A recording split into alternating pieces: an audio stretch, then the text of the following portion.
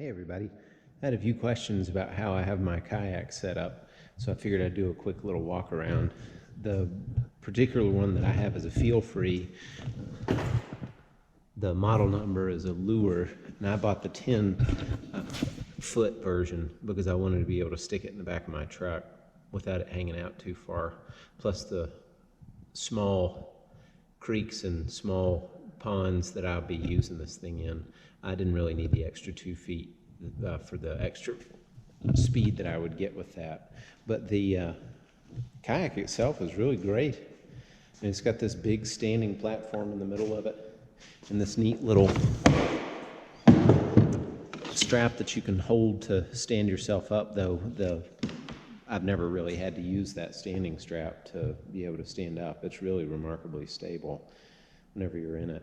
The particular version that I got came with this little box in the front that's removable that you can put a fish finder in. The side opens up and you can stick your battery and all the wires and everything on the inside of it. But then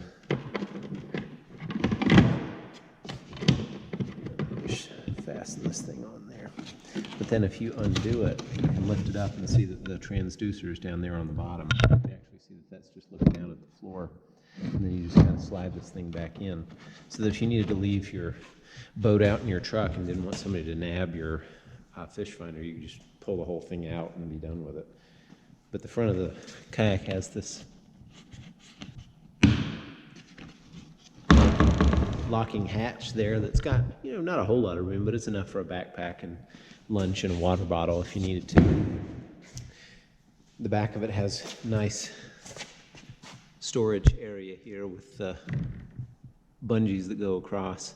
I've got a couple of aftermarket Scotty mount fishing rod holders because the ones that come standard on boats like this usually are not made to hold a fly rod, but this particular one will hold fly rods and bait casters or spinning rods without any problem. It does also come with some standard fish or spinning rod or bait casting rod holders as well. The thing that's really cool about this particular boat that I've not really seen with any of the other boats that are in this price range is this seat and how adjustable it is. It's got this kind of 10 position arrangement so that it'll go up and down without you having to fiddle around with little slots or anything like that on the side. It just kind of goes right up like that, and to set it back down and pull that loose and the seat goes back down so that you can get a lower center of gravity if you were paddling a whole lot. I haven't really done very many modifications to this boat. The one bummer with this particular brand is that they don't use the standard track that you'd see, like the Lifetime boat that I've got over there has standard tracks on it, but the tracks that are in these feel frees require an adapter to be able to use like standard tracks devices, and the adapters are like $10 on Amazon, so it wasn't too bad, but it's a shame that you can't just use stuff out of the gate.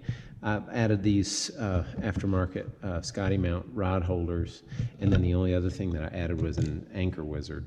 I've got that thing run down the side here and out the back. I've just got it locked up right now so that it won't go, but I usually don't use a big anchor. I have a drag chain that I'll put behind me if I'm fishing out in the lake. I usually don't go out in the wind, but if I go out in a river or something and I need to have a little bit of slow down while I'm in it, it does a good job. It's a nice boat. They're not too expensive. I think I paid $6.99 for this one, and it came with the paddle that's over there, the feel-free paddle, which is a nice paddle. It's fiberglass, and it's not too heavy. It's nice. 2 pieces. I enjoy it. It's a nice boat. There's a lot nicer boats, and there's ones that are geared specifically for fly fishing, but I really don't see that I would need anything like that. They go up drastically in price, up above anything beyond what I've got here. Feel Free actually makes another one just like this one, that doesn't have this type of seat that they call the Moken, and I think it has more of a standard like beach chair like this Lifetime over here has, but it's essentially the same boat. It's just got a chair in it that's a little bit cheaper. Not uncomfortable, but I wanted that nicer chair, so that's why I bought this particular version. One thing about this boat that I like a lot more than many of the other boats that I've seen is that if you look on the bottom end of this thing, there's actually a wheel down here in the keel. You know, I don't really have to take this thing very far whenever I'm taking it out on the lake or in the little slow-moving rivers around here. But it's nice that I don't have to get a cart or anything like that, and I certainly don't have to drag my boat along the ground. You just kind of grab this big handle up front, and then as you move it, the wheel just turns, and not much work, and you don't have to drag it on the ground like that one. Pretty cool.